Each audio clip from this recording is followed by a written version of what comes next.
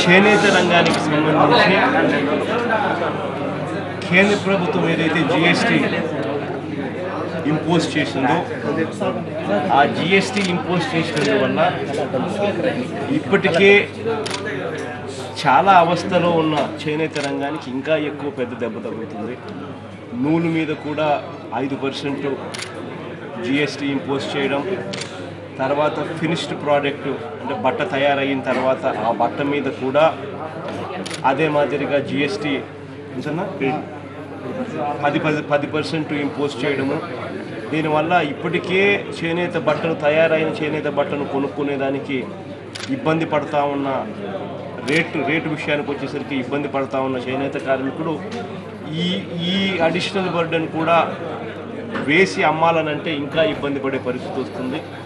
కాబట్టి కనీసం చేనేత రంగానికి సంబంధించినంత వరకు అయినా కూడా కనీసం ఇది ఎగ్జంప్షన్ ఇవ్వాలి అని చెప్పి గట్టిగా కేంద్ర ప్రభుత్వాన్ని కోరుతా ఉన్నాం.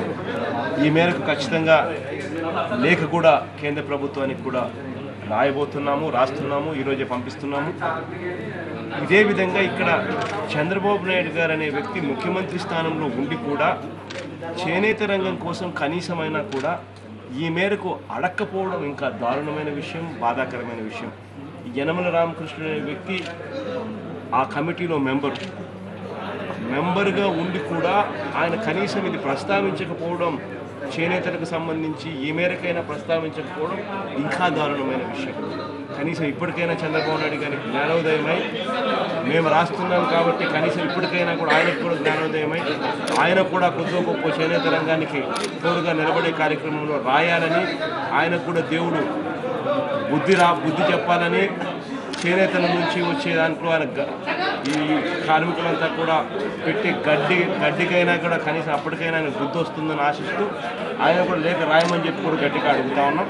మేము కూడా చేనేత రంగానికి సంబంధించి ఈ ఎగ్జంప్షన్ ఇవ్వమని చెప్పి కేంద్ర ప్రభుత్వానికి ఇవ్వాలి, ఇప్పుడు గట్టిగా లేఖ కూడా రాసే కార్యక్రమం కూడా చేస్తాము.